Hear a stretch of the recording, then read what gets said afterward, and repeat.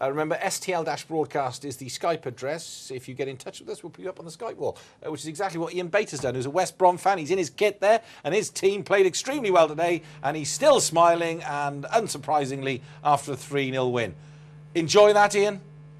Yeah, it was a very enjoyable afternoon. I was very unsure, arriving at the ground, what we'd see today. Obviously, 2 new managers and 2 new formations, a lot of new players on show. But I was really pleased with Steve Clarke's first game in charge. Played really well and moved the ball around nicely, and we were defensively sound as well. So it's kind of the defensive principles from Roy Hodgson, and obviously the Steve Clarke's attacking players. Very nice to watch. Ian, come on, be honest. After the first half an hour, where Liverpool were not bad in possession, you stayed your 4-4-2 and very solid.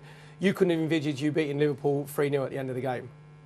No, of course not. I mean, historically Albion have always struggled against the so-called bigger teams, and Liverpool looked very comfortable on the ball. And obviously went to the game last season where Swansea beat us, and we just couldn't get near Swansea under Rodgers with his passing formation. And I thought that's what was going to happen today. But we gradually got better and better into the game, and obviously once Zoltan Gera's goal when he just for half time.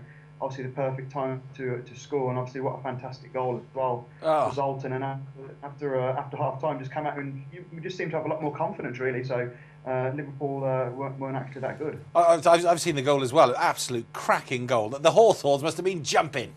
Oh, it's fantastic technique. I mean, so often you see those balls just fly into the crowd and go miles over the crossbar, but fantastic technique by Gera. I was sitting right behind actually, and he just cut across the ball. He went right into the top corner, and he was still rising as well, and just left Rainer with no chance. So obviously we've seen the goal of the season already so far. Yeah, but the Albion fans, they don't jump. It's boinging, isn't it? Albion fans, is it boing?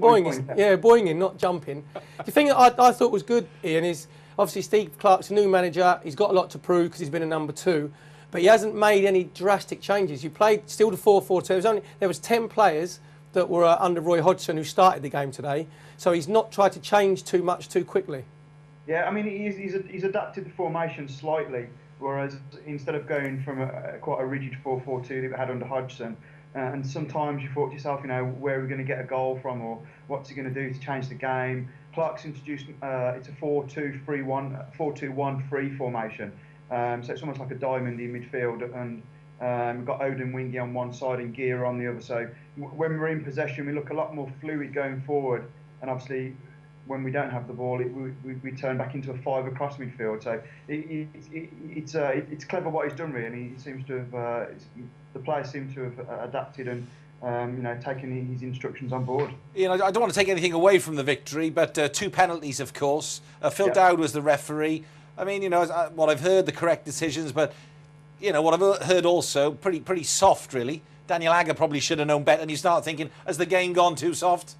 Yeah, I mean, it's difficult, isn't it, really? Because Agger has to make that challenge, longs through on goal. So he either lets the forward run in front of him and he looks as if he hasn't made a challenge and hasn't made any effort, or he brings him down, which he obviously did.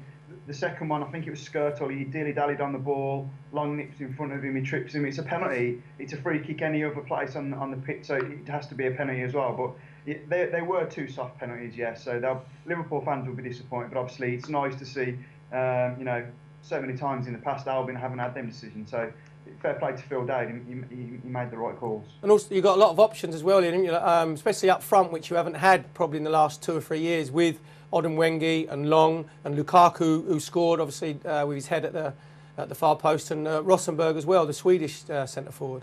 Yeah, I mean, it's interesting because obviously if Clarke does persist with this formation where he's got 1 main striker and then 2 forwards or wingers, whatever you want to call them, either side, it'll be interesting to see who he plays, because obviously today, like I say, you had Lukaku on the bench who came on and looked very good. You also had Fortuna, who did really well for us at the end of the season. Odin Wingy played right side, but then you didn't have Chris Brunt. He was on the bench, and Jerome Thomas as well. So it'll be interesting to see what he does, because obviously he won't be able to keep all those players happy. But like I say, it's nice to have that freedom and that choice and that depth of the squad as well, which we haven't had before. And, obviously, I'm sure that we will rely on Odin Wingy for goals, but maybe the pressure won't be on him so much. Ian, thank you very much for your time. I'm glad it started well for you, and you can celebrate tonight. That's for sure. Cheers, guys. Thanks. Cheers, Ian. Ian Bate, West Brom fan there.